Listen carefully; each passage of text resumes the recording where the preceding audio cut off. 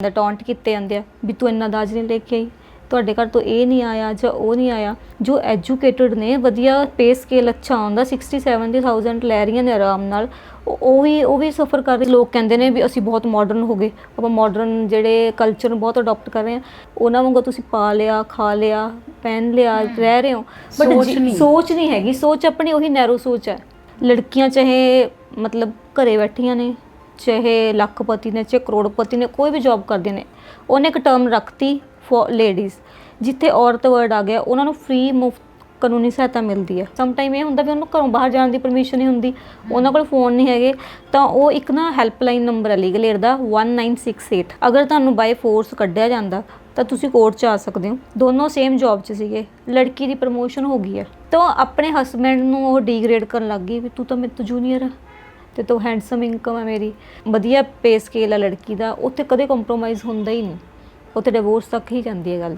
ਜਾਂ ਤੁਹਾਡੀ ਕੋਈ ਵੀਡੀਓਗ੍ਰਾਫੀ ਕਰਦਾ ਜਾਂ ਫਿਰ ਤੁਹਾਨੂੰ ਕੋਈ ਐਵੇਂ ਦੇ ਟੈਕਸਟ ਭੇਜਦਾ ਜਿਹੜੇ ਆਪਣੇ ਸੋਸ਼ਲੀ ਮਤਲਬ ਈਜ਼ੀਲੀ ਲੜਕੀ ਨਹੀਂ ਦੇਖ ਸਕਦੀ ਉਹ ਮੈਸੇਜਿਸ, ਹੈ ਨਾ, ਤਾਂ ਇੱਦਾਂ ਦੀ ਕੋਈ ਹੈਗੀ ਆ ਤਾਂ ਤੁਸੀਂ IPC ਦੇ ਅੰਡਰ ਵੀ FIR ਲੌਂਚ ਕਰਵਾ ਸਕਦੇ ਹੋ। ਰਾਈਟ ਤਾਂ ਹੈ ਨਾ, ਬੱਚੇ ਦੇ ਇਕੁਅਲੀ ਰਾਈਟ ਨੇ, ਜਿਵੇਂ ਤੁਹਾਡਾ ਬੇਟਾ ਰਹਿ ਰਿਹਾ ਉਵੇਂ ਬੇਟੀ ਨੂੰ ਰਹਿਣਾ ਸਿਖਾਓ। ਇਹ ਨਹੀਂ ਹੈਗਾ ਵੀ ਆਪਾਂ ਕਹਿ ਦਈਏ ਵੀ ਤੁਸੀਂ ਜਾ ਕੇ ਲੜ ਪਓ, ਪੈਟ ਵਾਂਗੂ ਟਰੀਟ ਕਰਿਆ ਵੀ ਹਾਂ ਸਾਡੇ ਘਰ ਤੱਕ ਬਾਉਂਡ ਰਹਿਣਾ, ਸਾਡੇ ਤੱਕ ਲਾਇਲ ਰਹਿਣਾ, ਸਾਡੇ ਤੱਕ ਤੁਹਾਡੀ ਓਨੈਸਟੀ ਆ, ਬਾਹਰ ਸਾਰੇ ਲਿੰਕਸ ਤੋੜ ਦਿਓ। ਮਤਲਬ ਕੀ ਤੁਸੀਂ ਇੱਕ ਇਨਸਾਨ ਨੂੰ ਐਵੇਂ ਕਿਸੇ ਬਾਉਂਡਰੀ 'ਚ ਕਿਵੇਂ ਰੱਖ ਸਕਦੇ ਹੋ? ਤਾਂ ਉਹਦਾ ਫਾਦਰ ਕੇਸ ਪਾ ਸਕਦਾ ਹੈ ਗਾਰਡੀਅਨ ਐਂਡ ਵਾਰਡਸ਼ਿਪ ਦੇ ਅੰਡਰ, ਕੇਸ ਫਾਈਲ ਕਰਕੇ ਆਪਣਾ ਬੱਚੇ ਦੀ ਕਸਟਡੀ ਮੰਗ ਸਕਦਾ। ਤਾਂ 100 ਦੇ ਵਿੱਚੋਂ 95% ਤਾਂ ਠੀਕ ਹੁੰਦੇ ਨੇ। ਸਮ ਟਾਈਮ ਲੜਕੀਆਂ ਵੀ ਮਿਸਯੂਜ਼ ਕਰਦੀਆਂ ਨੇ ਜਿਹੜੀਆਂ ਬਹੁਤ ਅਵੇਅਰ ਨੇ।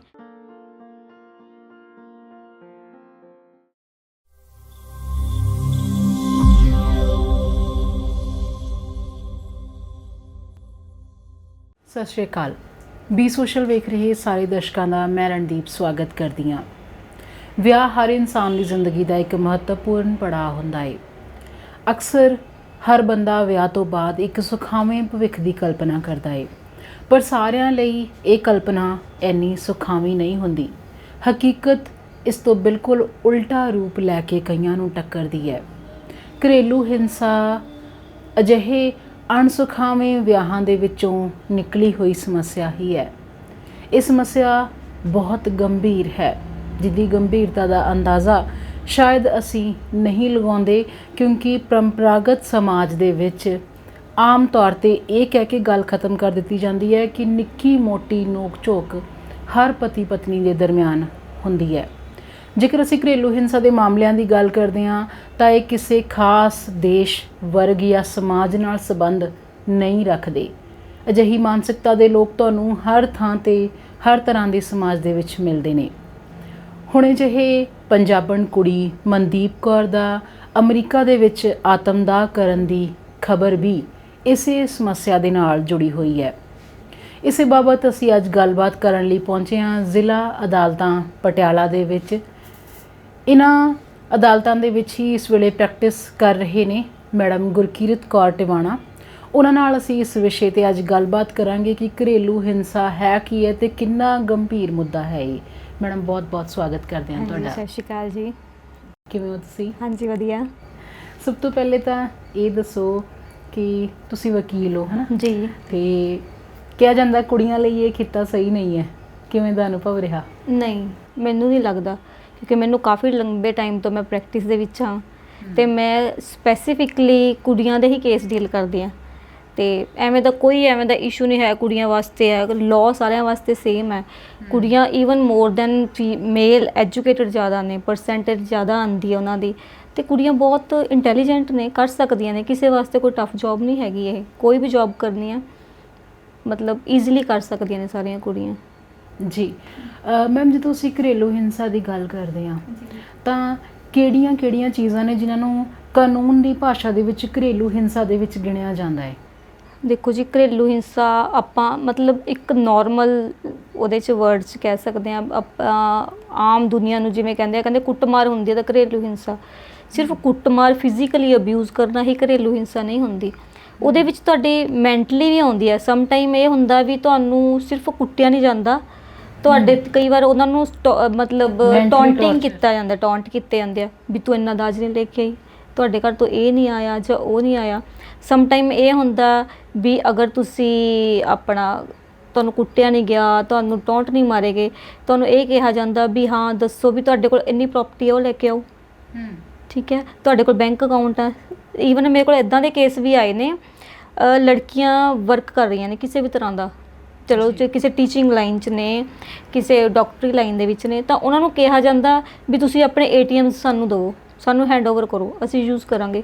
ਮਤਲਬ ਉਹ ਉਹਨਾਂ ਦੀ ਕੋਈ ਪਰਸਨਲ ਪ੍ਰੋਪਰਟੀ ਤਾਂ ਨਹੀਂ ਹੋ ਗਈਆਂ ਲੜਕੀਆਂ ਵੀ ਅਗਰ ਤੁਸੀਂ ਵਿਆਹ ਕਰਾ ਲਿਆ ਤਾਂ ਤੁਹਾਡੇ ਉਹਨਾਂ ਦੇ ਪਰਸਨਲ ਐਸੈਟਸ 'ਤੇ ਜਾਂ ਉਹਨਾਂ 'ਤੇ ਤੁਹਾਡਾ ਪੂਰਾ ਰਾਈਟ ਹੋ ਗਿਆ। ਤੇ ਕੁੜੀਆਂ ਕਮਾ ਰਹੀਆਂ ਨੇ, ਕੁੜੀਆਂ ਘਰ ਦਾ ਕੰਮ ਵੀ ਕਰਕੇ ਆਉਂਦੀਆਂ ਨੇ, ਸਵੇਰੇ ਕਿਸੇ ਵੀ ਜੌਬ 'ਚ ਨੇ, ਤਾਂ ਤੁਸੀਂ ਜਿੰਨਾ ਵੀ ਉਹ ਫਾਈਨੈਂਸ਼ੀਅਲੀ ਕਮਾਉਂਦੀਆਂ ਨੇ ਉਹ ਵੀ ਤੁਹਾਨੂੰ ਹੈਂਡਓਵਰ ਕਰਨ।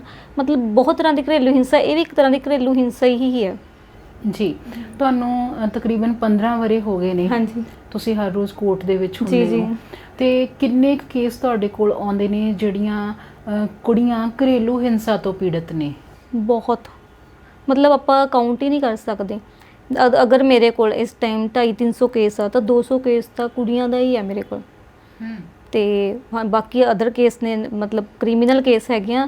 ਤਾਂ ਇਹ ਵੀ ਕੁੜੀਆਂ ਬਹੁਤ ਜ਼ਿਆਦਾ ਸਫਰ ਕਰ ਰਹੀਆਂ ਨੇ ਇਸ ਟਾਈਮ, ਕਿਉਂਕਿ ਇਹ ਸੋਸ਼ਲ ਮੀਡੀਆ ਕਰਕੇ, ਸੋਸ਼ਲ ਮੀਡੀਆ ਅਗਲਾ ਕਹਿੰਦਾ ਵੀ ਅਵੇਅਰਨੈਸ ਬਹੁਤ ਹੋ ਗਈ ਹੈ ਲੋਕਾਂ ਦੇ ਵਿੱਚ, ਤੇ ਉਹਨਾਂ ਨੂੰ ਮੇਲਸ ਨੂੰ ਬਹੁਤ ਜ਼ਿਆਦਾ ਰਾਈਟ ਮਿਲ ਗਏ। ਇੱਕ ਅੱਜ ਕੱਲ੍ਹ ਹੋਇਆ ਵੀ ਆਪਣਾ 377 ਰਿਮੂਵ ਕਰਤੀ ਆ, ਠੀਕ ਹੈ, ਤੇ ਲੋਕ ਅਡਲਟਰੀ 'ਚ ਜਾਣ ਲੱਗ ਗਏ ਨੇ, ਅਡਲਟਰੀ ਦਾ ਹੋ ਗਿਆ ਹੈ, ਅਡਲਟਰੀ ਦਾ ਰਿਮੂਵ ਹੋ ਗਈ ਆ, ਤੇ ਉਹ ਕਰਦੇ ਨੇ ਐਕਸਟਰਾ ਮੈਰਿਟਲ ਅਫੇਅਰ ਚਲੇ ਗਏ। ਉੱਥੇ ਸੁਪਰੀਮ ਕੋਰਟ ਨੇ ਕਹਿਤਾ ਵੀ ਦੇਖੋ ਜੀ, ਅਗਰ ਤੁਸੀਂ ਜੇ ਕੋਈ ਅਡਲਟਰੀ 'ਚ ਮੇਲ ਜਾਂਦਾ, ਕਿਸੇ ਹੋਰ ਰਿਲੇਸ਼ਨ 'ਚ ਜਾਂਦਾ, ਤਾਂ ਤੁਹਾਡੇ ਕੋਲ ਹੈਗਾ ਰਾਈਟ ਹੈਗਾ ਵੀ ਤੁਸੀਂ ਡਿਵੋਰਸ ਫਾਈਲ ਕਰ ਦਿਓ। ਮਤਲਬ ਵਾਟ ਇਜ਼ ਦਿਸ ਰਬਿਸ਼ ਨਾ, ਵੀ ਅਗਲੇ ਬੱਚਿਆਂ ਵਾਲੀਆਂ ਨੇ, ਅਗਲੇ ਦੇ ਇਮੋਸ਼ਨ ਅਟੈਚਮੈਂਟ ਹੁੰਦੀ ਹੈ ਇਮੋਸ਼ਨਲ ਆਪਣੇ ਹਸਬੈਂਡ ਨਾਲ। ਇਹ ਥੋੜ੍ਹੀ ਹੈ ਵੀ ਹਾਂ ਇੱਕ ਲਾਅ ਬਣ ਗਿਆ ਤਾਂ ਸਾਰੇ ਮੇਲਸ ਨੂੰ ਰਾਈਟ ਹੋ ਗਿਆ ਵੀ ਹਾਂ ਮੂੰਹ ਚੱਕੋ, ਕਿਤੇ ਹੋਰ ਅਫੇਅਰ ਕਰੋ, ਤੇ ਆਪਣੀ ਫੈਮਿਲੀ ਦੇ ਤੁਹਾਡੀਆਂ ਲਾਇਬਿਲਿਟੀਜ਼ ਨੇ ਉਹ ਛੱਡ ਦਿਓ। ਤੇ ਲੇਡੀ ਸਿਰਫ ਤਲਾਕ ਲੈ ਕੇ ਬੱਚਿਆਂ ਨੂੰ ਇਕੱਲਾ ਕਿਵੇਂ ਪਾਲੇਗੀ? ਅਗਰ ਉਹਦੇ 'ਚ ਜਾਂਦੀ 125 ਦਾ ਕੇਸ ਵੀ ਦਾਇਰ ਕਰਦੀ ਹੈ, ਖਰਚੇ ਦਾ ਕੇਸ ਵੀ ਦਾਇਰ ਕਰਦੀ ਹੈ, ਤਾਂ ਮਤਲਬ ਉਹ ਤਾਂ ਕੋਰਟ ਵਾਸਤੇ ਰਹਿ ਗਈ, ਉਹਦੀ ਲਾਈਫ ਤਾਂ ਸਪੋਇਲ ਹੋ ਗਈ ਹੈ। ਤੇ ਇਹ ਬਹੁਤ ਮਿਸਯੂਜ਼ ਕਰ ਰਹੇ ਨੇ ਲਾਅ ਦਾ, ਮਤਲਬ ਮੇਲ ਇਹਦੇ ਇਸ ਕਰਕੇ ਵੀ ਇਹ ਵੀ ਨਹੀਂ ਹੈਗਾ ਵੀ ਹਾਂ ਸਮ ਟਾਈਮ ਜੇ ਆਪਾਂ ਕਹਿੰਦੇ 100 ਕੇਸਿਸ ਆ ਗਏ, ਆਪਣੇ ਕੋਲ 100 ਕੇਸਿਸ ਆ ਗਏ ਆ, ਤਾਂ 100 ਦੇ ਵਿੱਚੋਂ 95% ਤਾਂ ਠੀਕ ਹੁੰਦੇ ਨੇ। ਸਮ ਟਾਈਮ ਲੜਕੀਆਂ ਵੀ ਮਿਸਯੂਜ਼ ਕਰਦੀਆਂ ਨੇ, ਜਿਹੜੀਆਂ ਬਹੁਤ ਅਵੇਅਰ ਨੇ, ਸੋਸ਼ਲੀ ਆਪਾਂ ਕਹਿੰਦੇ ਸੋਸ਼ਲੀ ਬਾਹਰ ਨੇ, ਘੁੰਮਦੇ ਫਿਰਦੇ ਨੇ, ਸੋਸ਼ਲ ਮੀਡੀਆ ਤੋਂ ਅਵੇਅਰ ਹੋ ਗਈਆਂ। ਮਤਲਬ ਇਹ ਨਹੀਂ ਕਹਿੰਦੇ ਵੀ ਤਾੜੀ ਇੱਕ ਹੱਥ ਨਾਲ ਨਹੀਂ ਵੱਜਦੀ, ਦੋਨੋਂ ਹੱਥ ਨਾਲ ਵੀ ਵੱਜਦੀ ਹੈ। ਮੇਰਾ ਸਵਾਲ ਅਗਲਾ ਤੁਹਾਨੂੰ ਇਹੀ ਸੀ ਕਿ ਇਹ ਮੰਨਿਆ ਜਾਂਦਾ ਕਿ ਵਧੇਰੇ ਕਰਕੇ ਜਿਹੜੇ ਕਾਨੂੰਨ ਜਿਹੜੇ ਨੇ ਉਹ ਜਨਾਨੀਆਂ ਦੇ ਹੱਕਾਂ ਦੇ ਲਈ ਬਣੇ ਨੇ, ਜੀ ਉਹਨਾਂ ਦੀ ਦੁਰਵਰਤੋਂ ਹੋ ਰਹੀ ਹੈ।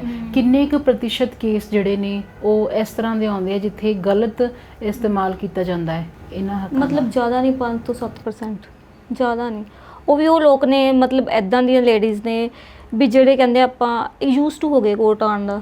ਸਮ ਟਾਈਮ ਇਹ ਹੁੰਦਾ ਵੀ ਤੁਸੀਂ ਇੱਕ ਵਾਰੀ ਤੁਹਾਡਾ ਤਲਾਕ ਹੋ ਗਿਆ, ਕੋਰਟ 'ਚ ਆ ਗਿਆ, ਉਹਨੂੰ ਪ੍ਰੋਸੀਡਿੰਗ ਪਤਾ ਲੱਗ ਗਈ, ਸੈਕਿੰਡ ਟਾਈਮ ਮੈਟਰੀਮੋਨੀਅਲ ਟਾਈਸ 'ਚ ਗਈਆਂ ਤਾਂ ਉੱਥੇ ਵੀ ਨਹੀਂ ਬਣੀ। ਫਿਰ ਉਹ ਕਹਿੰਦੇ ਵੀ ਸਾਨੂੰ ਪਤਾ ਲਾਅ ਦਾ, ਸਾਨੂੰ ਪਤਾ ਲੱਗ ਗਿਆ ਇੱਕ ਵਾਰ, ਫਿਰ ਉਹ ਮਿਸਯੂਜ਼ ਕਰਨ ਲੱਗ ਜਾਂਦੇ ਨੇ ਇਸ ਚੀਜ਼ ਦਾ ਵੀ ਚਲੋ ਸੈਕਿੰਡ ਟਾਈਮ ਵੀ, ਥਰਡ ਟਾਈਮ, ਕਈ ਪ੍ਰੋਫੈਸ਼ਨ ਬਣਾ ਲੈਂਦੇ ਨੇ ਇਸ ਚੀਜ਼ ਨੂੰ।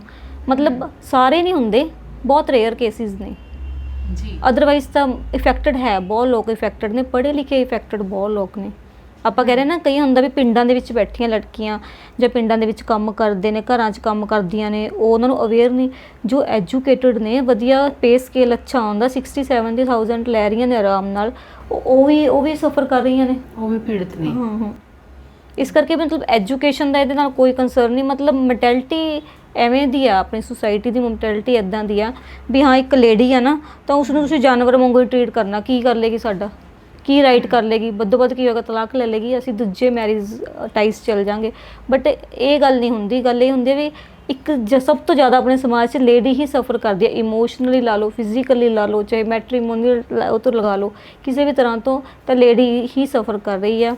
ਤੇ ਅਦਰਵਾਈਜ਼ ਲੋਕ ਕਹਿੰਦੇ ਨੇ ਵੀ ਅਸੀਂ ਬਹੁਤ ਮਾਡਰਨ ਹੋ ਗਏ, ਆਪਾਂ ਮਾਡਰਨ ਜਿਹੜੇ ਕਲਚਰ ਨੂੰ ਬਹੁਤ ਅਡੋਪਟ ਕਰ ਰਹੇ ਹਾਂ। ਬਟ ਅਗਰ ਮਾਡਰਨ ਕਲਚਰ ਨੂੰ ਤੁਸੀਂ ਆਪਾਂ ਮਾਡਰਨ ਕਲਚਰ ਕਹਿ ਸਕਦੇ ਹਾਂ, ਆਪਾਂ ਬਾਹਰਲੇ ਦੇਸ਼ਾਂ ਦਾ ਕਲਚਰ ਕਹਿ ਸਕਦੇ ਹਾਂ, ਕਿ ਤੁਸੀਂ ਉਹਨਾਂ ਦੇ ਰਾਈਟ ਉਹਨਾਂ ਵਾਂਗੂ ਕਿਉਂ ਨਹੀਂ ਚੱਲਦੇ? ਉਹਨਾਂ ਵਾਂਗੂ ਤੁਸੀਂ ਪਾ ਲਿਆ, ਖਾ ਲਿਆ, ਪਹਿਨ ਲਿਆ, ਰਹਿ ਰਹੇ ਹੋ, ਬਟ ਸੋਚ ਨਹੀਂ ਹੈਗੀ। ਸੋਚ ਆਪਣੀ ਉਹੀ ਨੈਰੋ ਸੋਚ ਹੈ, ਉਹ ਚੇਂਜ ਹੋਣੀ ਚਾਹੀਦੀ ਹੈ। ਵੀ ਤੁਹਾਡੇ ਡਰੈਸਿੰਗ ਸੈਂਸ, ਤੁਹਾਡਾ ਰਹਿਣ ਬਹਿਣ ਨਹੀਂ ਮੈਟਰ ਕਰਦਾ, ਤੁਹਾਡਾ ਮੈਟਰ ਕਰਦਾ ਵੀ ਤੁਹਾਡੀ ਥਿੰਕਿੰਗ ਕੀ ਹੈ, ਤੁਸੀਂ ਕਿਵੇਂ ਹਰੇਕ ਬੰਦੇ ਨੂੰ ਇਕੁਅਲੀ ਟਰੀਟ ਕਰਦੇ ਹੋ।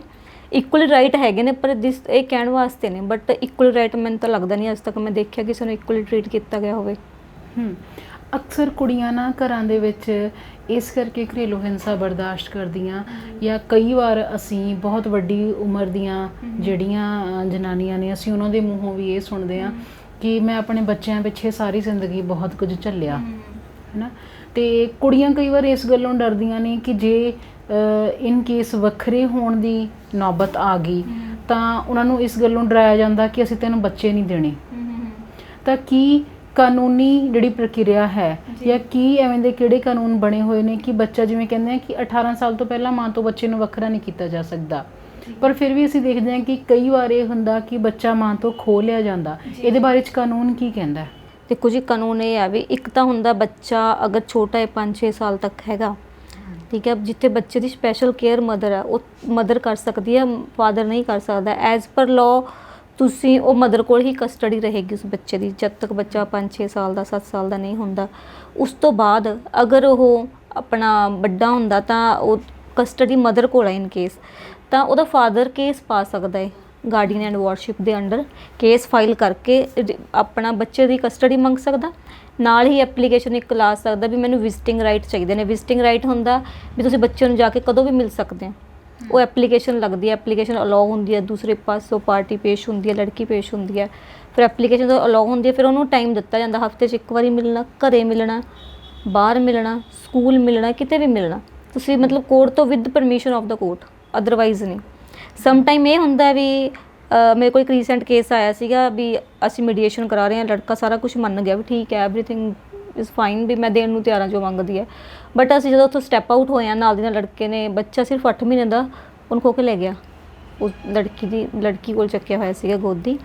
ਅਤੇ ਇਹ ਕੇਸ ਦੇ ਵਿੱਚ ਇਹ ਹੋਇਆ ਵੀ ਫਿਰ ਹੁਣ ਹਾਈ ਕੋਰਟ ਪਈ ਹੈ, ਰਿਟ ਪਟੀਸ਼ਨ ਪੈਂਦੀ ਹੈ ਹਾਈ ਕੋਰਟ, ਹੈਬਸ ਕਾਰਪਸ ਦੀ।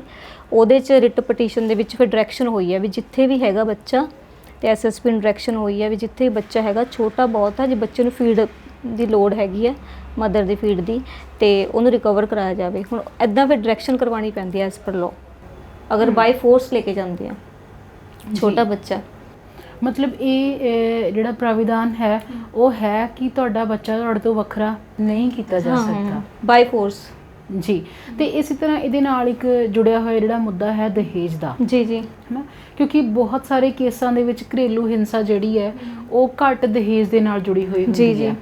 ਤਾਂ ਵੈਸੇ ਕਹਿੰਦੇ ਆ ਕਿ ਅਸੀਂ ਦਹੇਜ ਦਾ ਜਿਹੜਾ ਰੂਪ ਬਦਲ ਕੇ ਅੱਜ ਕੱਲ੍ਹ ਨੌਕਰੀ ਪੇਸ਼ਾ ਕੁੜੀ ਹੋ ਗਿਆ, ਹਾਂਜੀ ਹਾਂਜੀ ਹਾਂਜੀ, ਹੈ ਨਾ, ਪਰ ਫਿਰ ਵੀ ਨਾਲ ਬਹੁਤ ਸਾਰੀਆਂ ਸਮੱਸਿਆਵਾਂ ਜਿਹੜੀਆਂ ਦਹੇਜ ਦੀਆਂ ਨੇ ਉਹ ਹੁੰਦੀਆਂ ਨੇ। ਤੇ ਕੀ ਤੁਹਾਡੇ ਕੋਲ ਇਸ ਤਰ੍ਹਾਂ ਦੇ ਜਿਹੜੇ ਕੇਸ ਆਉਂਦੇ ਨੇ? ਕਿਉਂਕਿ ਜੇ ਅਸੀਂ ਗੱਲ ਕਰਦੇ ਹਾਂ ਤਾਂ ਜਿਵੇਂ ਕਹਿੰਦੇ ਕਿ 498 ਦੀ ਤਾਂ ਬਹੁਤ ਦੁਰਵਰਤੋਂ ਹੋਈ ਹੈ। ਜੀ ਜੀ ਜੀ, ਤਾਂ ਕਿੰਨਾ ਕੁ ਜਿਹੜਾ ਹੈ ਇਹ ਪ੍ਰੋਸੀਜਰ ਹੈ, ਇਹ ਕਿੰਨਾ ਕੁ ਲੰਮਾ ਹੋ ਸਕਦਾ ਹੈ, ਅਤੇ ਪੁਲਿਸ ਇਸ ਮਾਮਲੇ ਦੇ ਵਿੱਚ ਕਦੋਂ ਐਕਸ਼ਨ ਲੈਂਦੀ ਹੈ, ਅਤੇ ਕਿਸ ਤਰ੍ਹਾਂ ਦਾ ਉਹਨਾਂ ਦਾ ਜਿਹੜਾ ਸਾਥ ਹੈ ਉਹ ਹੁੰਦਾ ਹੈ? ਦੇਖੋ ਜੀ, ਪੁਲਿਸ ਤਾਂ ਐਕਸ਼ਨ ਉਦੋਂ ਲਏਗੀ ਜਦੋਂ ਤੱਕ ਕੋਈ ਕੰਪਲੇਂਟ ਲੌਜ ਹੋਏਗੀ। ਫਸਟਲੀ ਤਾਂ ਤੁਹਾਨੂੰ ਮਤਲਬ ਕਿ ਕੋਈ ਵੀ ਜਿਹੜਾ ਬੰਦਾ ਹੈ ਜੋ ਸਫਰ ਕਰ ਰਿਹਾ ਹੈ, ਤਾਂ ਕੋਈ ਲੇਡੀ ਆ ਕੋਈ ਵੀ ਆ, ਤਾਂ ਉਹਨੂੰ ਪਹਿਲਾਂ ਐਪਲੀਕੇਸ਼ਨ ਦੇਣੀ ਪੈਣੀ ਹੈ SSP ਦੇ। SSP ਦੀ ਐਪਲੀਕੇਸ਼ਨ ਦੇਗੀ, ਐਪਲੀਕੇਸ਼ਨ ਮੂਵ ਹੋਏਗੀ ਤਾਂ ਆਪਣੇ ਕੋਲ ਵੀ ਰੱਖ ਸਕਦੇ ਨੇ, ਅੱਗੇ ਫਾਰਵਰਡ ਵੀ ਕਰ ਸਕਦੇ ਨੇ ਕੰਸਰਨਡ ਜੋ ਪੁਲਿਸ ਸਟੇਸ਼ਨ ਆ, ਜਾਂ ਮੋਸਟਲੀ ਤਾਂ ਵੂਮਨ ਸੈੱਲ ਨੂੰ ਕਰਦੇ ਨੇ ਲੇਡੀਜ਼ ਦੇ ਕੇਸ 'ਚ। ਅਤੇ ਇਹ ਮਤਲਬ ਪਾਰਟੀਜ਼ ਦੀ ਸਿਟਿੰਗ ਹੁੰਦੀ ਹੈ ਉੱਥੇ, ਜ਼ਿਆਦਾ ਟਾਈਮ ਨਹੀਂ ਲੱਗਦਾ, ਸਿਟਿੰਗ ਹੁੰਦੀ ਹੈ ਉੱਥੇ, ਪਤਾ ਲੱਗਦਾ ਵੀ ਹਾਂ ਦੋਨਾਂ ਪਾਰਟੀਆਂ 'ਚ ਕਿਹਦਾ ਡਿਫੋਲਟ ਹੈ। ਫਿਰ ਉਹ ਸਾਰਾ ਦੇਖ ਕੇ 2-3 ਮਹੀਨੇ ਬਾਅਦ ਹੀ FIR ਦੀ ਡਾਇਰੈਕਸ਼ਨ ਹੁੰਦੀ ਹੈ ਵੀ FIR ਲੌਜ ਹੋ ਸਕਦੀ ਹੈ ਕਿ ਨਹੀਂ ਹੋ ਸਕਦੀ ਆਫਟਰ ਇਨਕੁਆਰੀ। ਇਹ ਨਹੀਂ ਹੈਗਾ ਵੀ ਤੁਸੀਂ ਗਏ ਇੱਕ ਐਪਲੀਕੇਸ਼ਨ ਮੂਵ ਕੀਤੀ ਵੀ ਸਾਡੇ ਨਾਲ ਇਹ ਹੋ ਗਿਆ, ਤੁਸੀਂ ਦੂਜੀ ਪਾਰਟੀ ਨੂੰ ਉਹਨਾਂ ਨੇ ਨੋਟਿਸ ਕਰਤਾ ਵੀ ਹਾਂਜੀ ਆਓ। ਉੱਥੇ ਪੂਰਾ ਪ੍ਰੋਪਰ ਇਨਵੈਸਟੀਗੇਸ਼ਨ ਹੁੰਦੀ ਹੈ ਵੀ ਹਾਂ ਜੋ ਗੱਲ ਲਿਖੀ ਹੈ ਐਪਲੀਕੇਸ਼ਨ ਦੇ ਵਿੱਚ, ਜੋ ਕੰਡਕਟ ਸ਼ੋਅ ਕਰ ਰਹੇ ਨੇ ਕਿ ਐਕਚੁਅਲ 'ਚ ਹੋਇਆ ਇੱਦਾਂ, ਫਿਰ ਉਹ ਸਾਰੀ ਇਨਵੈਸਟੀਗੇਸ਼ਨ ਕਰਕੇ ਫਿਰ ਉਸ ਤੋਂ ਬਾਅਦ FIR ਲੌਜ ਹੁੰਦੀ ਹੈ।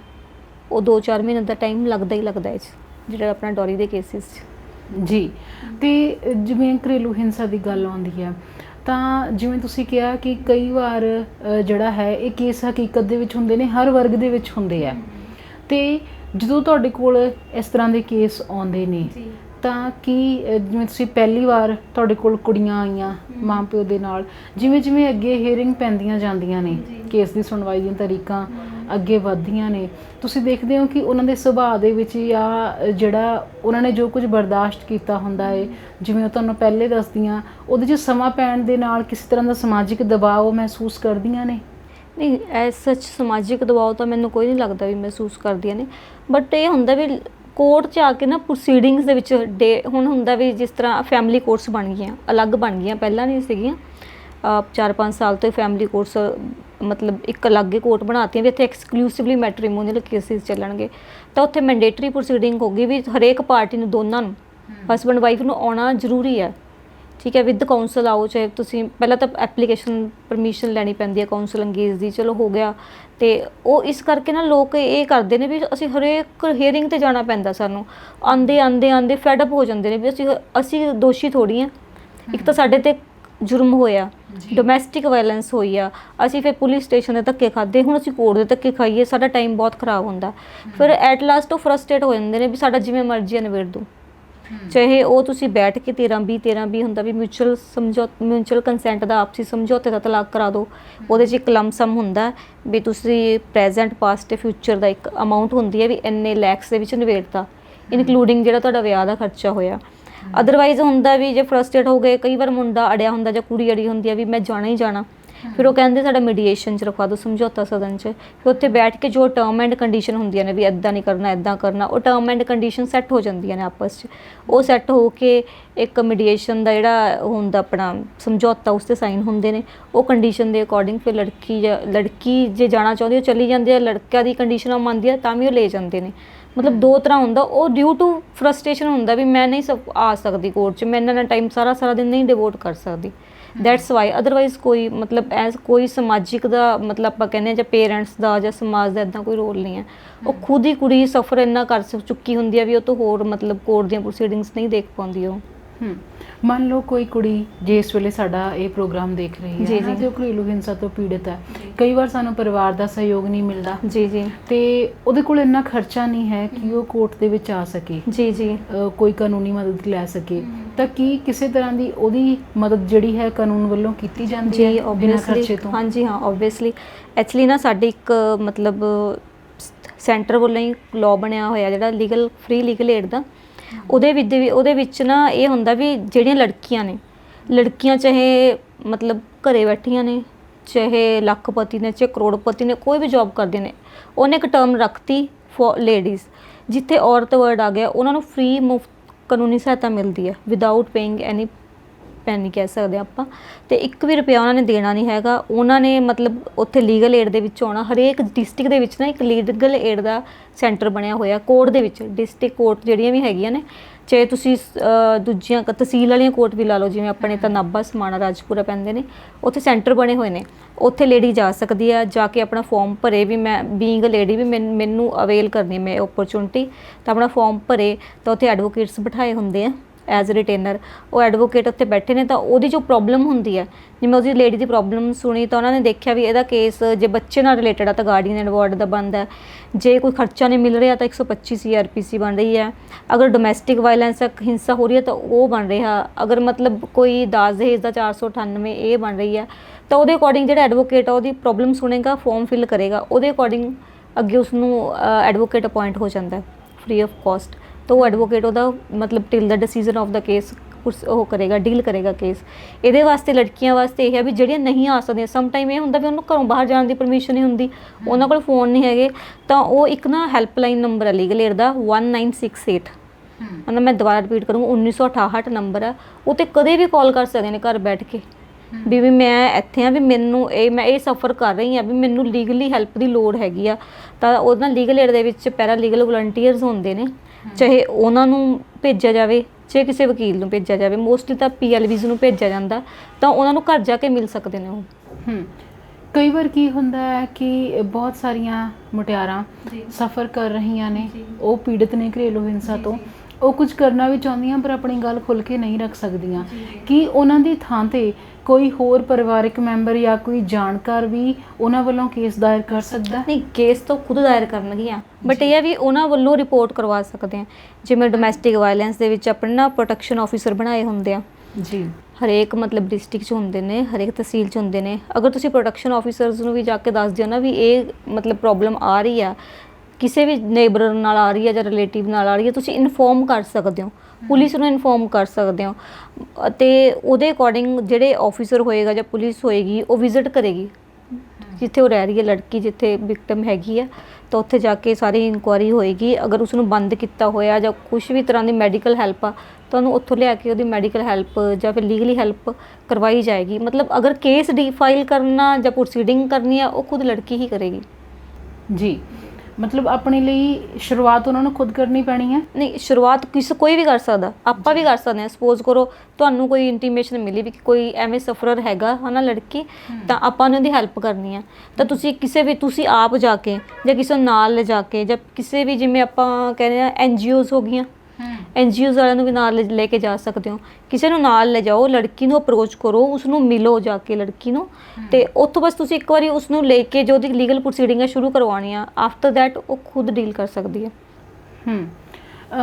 ਅਕਸਰ ਇੱਕ ਸਵਾਲ ਮੈਂ ਤੁਹਾਡੇ ਤੋਂ ਖਾਸ ਤੌਰ ਤੇ ਪੁੱਛਣਾ ਚਾਹਾਂਗੀ ਕਿ ਅਕਸਰ ਨਾ ਇਹ ਦੇਖਣ ਦੇ ਵਿੱਚ ਆਉਂਦਾ ਕਿ ਜਦੋਂ ਵੀ ਕਦੇ ਸ਼ੁਰੂ ਤੋਂ ਚੱਲਿਆ ਆ ਰਿਹਾ ਕਿ ਜਦੋਂ ਵੀ ਕਦੇ ਥੋੜ੍ਹੀ ਬਹੁਤੀ ਘਰ ਦੇ ਵਿੱਚ ਖਟਪਟ ਹੁੰਦੀ ਹੈ ਜੀ, ਜਾਂ ਤਾਂ ਗੱਲ ਐਡੀ ਹੁੰਦੀ ਨਹੀਂ, ਕਈ ਵਾਰ ਉਹ ਗੱਲ ਜ਼ਿਆਦਾ ਵੱਧ ਜਾਂਦੀ ਹੈ, ਅਤੇ ਜਾਂ ਫਿਰ ਇੱਕ ਆਮ ਜੀ ਬੜੀ ਧਾਰਨਾ ਬਣੀ ਹੋਈ ਹੈ ਕਿ ਚਾਹੇ ਥੋੜ੍ਹੀ ਜਿਹੀ ਵੀ ਲੜਾਈ ਹੋਵੇ ਸਭ ਤੋਂ ਪਹਿਲਾਂ ਕੁੜੀ ਨੂੰ ਕਿਹਾ ਜਾਂਦਾ ਕਿ ਨਿਕਲ ਮੇਰੇ ਘਰੋਂ। ਜੀ ਜੀ।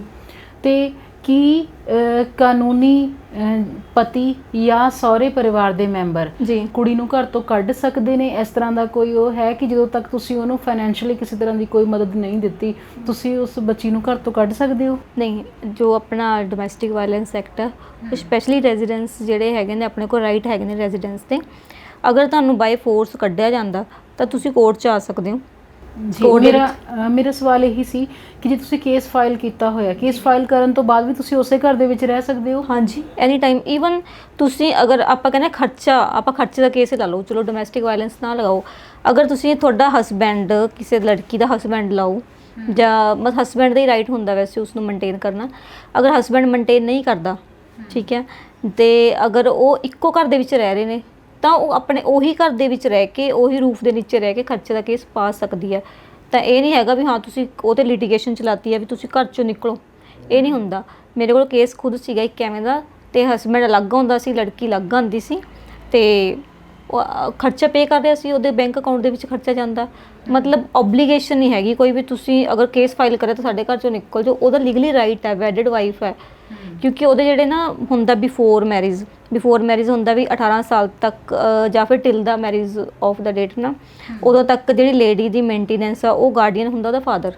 ਜਦੋਂ ਇੱਕ ਵਾਰੀ ਉਹਦੀ ਮੈਰਿਜ ਹੋਈ ਤਾਂ ਉਹ ਸਾਰੀ ਜਿਹੜੀ ਗਾਰਡੀਅਨ ਉਹ ਹੁੰਦਾ ਉਹ ਸ਼ਿਫਟ ਹੋ ਜਾਂਦਾ ਉਹਦੇ ਹਸਬੈਂਡ 'ਤੇ।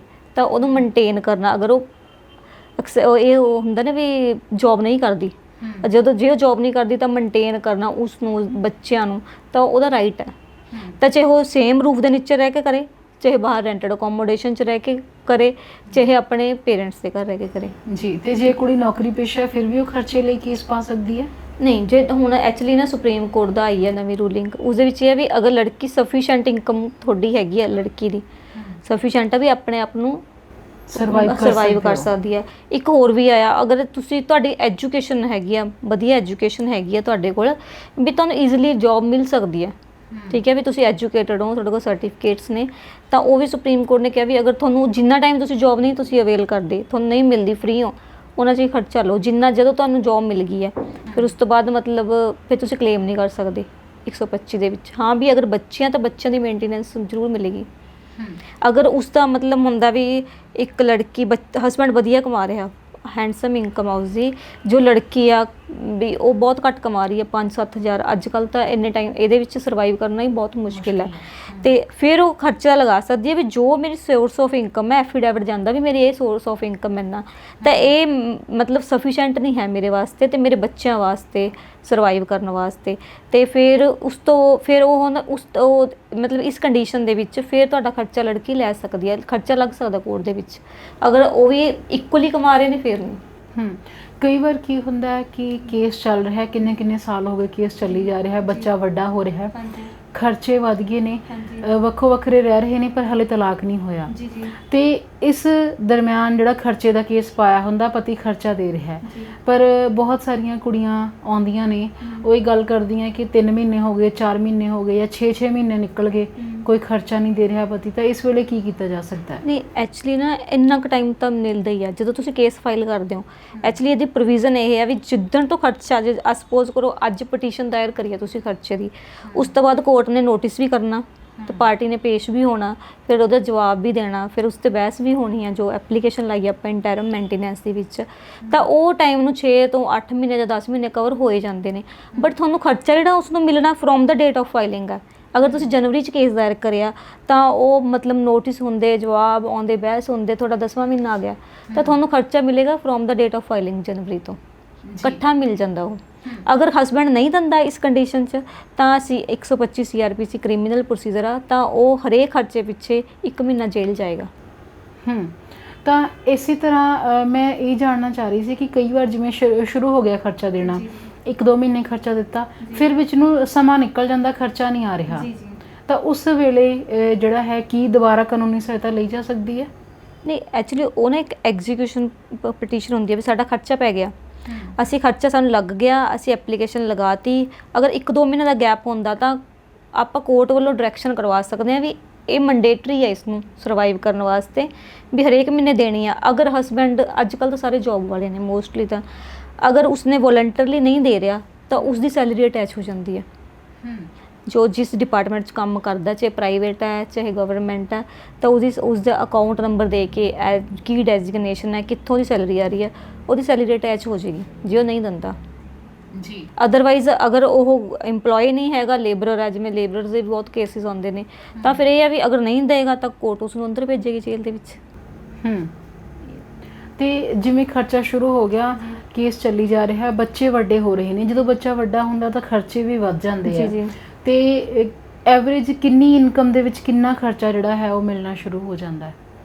ਇਹ ਡਿਪੈਂਡ ਕਰਦਾ ਤੁਹਾਡਾ ਮਤਲਬ ਕਿੰਨੀ ਇਨਕਮ ਕਿੰਨੀ ਆ ਹਸਬੈਂਡ ਦੀ। ਜੇ ਸਪੋਜ਼ ਕਰੋ ਇੰਟਰਮ ਹੈ, ਇੰਟਰਮ ਦੇ ਵਿੱਚ ਅਗਰ 50,000 ਕਮਾ ਰਿਹਾ ਉਹ, ਤਾਂ ਉਹਨਾਂ ਨੇ ਇਨਕਲੂਡਿੰਗ ਬੱਚੇ ਜਾਂ ਫਿਰ ਵਾਈਫ, ਮੈਕਸਿਮਮ ਇੰਟਰਮ ਹੁੰਦਾ during the pendency of the suit, ਜਦੋਂ ਖਤਮ ਨਹੀਂ ਹੋਇਆ ਕੇਸ, ਹਜੇ ਫਾਈਨਲ ਡਿਸੀਜ਼ਨ ਨਹੀਂ ਹੋਇਆ, ਉਦੋਂ ਈਜ਼ੀਲੀ 14-15,000 ਲੱਗ ਜਾਂਦਾ।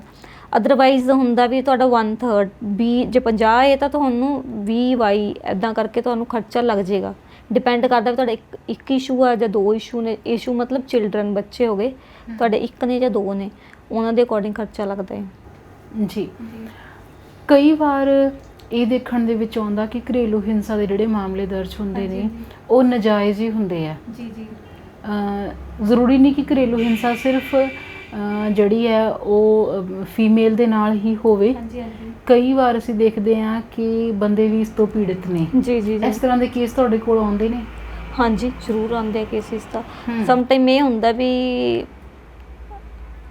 ਓਪੋਜ਼ਿਟ ਹੋ ਜਾਂਦਾ ਬਿਲਕੁਲ, ਵੀ ਜਿਸ ਤਰ੍ਹਾਂ ਆਪਾਂ ਕਹਿ ਰਹੇ ਹਾਂ ਵੀ ਕਿਸੇ ਜੌਬ 'ਚ ਦੇ ਹਸਬੈਂਡ ਦੋਨੇ, ਇਹ ਰੀਸੈਂਟ ਮੇਰੇ ਕੋਲ ਕੇਸ ਸੀਗਾ, ਮਤਲਬ ਹੁਣ ਕੰਕਲੂਡ ਹੋ ਗਿਆ, ਦੋਨੋਂ ਸੇਮ ਜੌਬ 'ਚ ਸੀਗੇ, ਲੜਕੀ ਦੀ ਪ੍ਰਮੋਸ਼ਨ ਹੋ ਗਈ ਹੈ, ਉਸਦੇ ਵਿੱਚ ਲੜਕੇ ਦੀ ਪ੍ਰਮੋਸ਼ਨ ਨਹੀਂ ਹੋਈ, ਤਾਂ ਆਪਣੇ ਹਸਬੈਂਡ ਨੂੰ ਉਹ ਡੀਗ੍ਰੇਡ ਕਰਨ ਲੱਗ ਗਈ ਵੀ ਤੂੰ ਤਾਂ ਮੇਰੇ ਤੋਂ ਜੂਨੀਅਰ ਆ ਤੇ ਤੂੰ ਹੈਂਡਸਮ ਇਨਕਮ ਹੈ ਮੇਰੀ।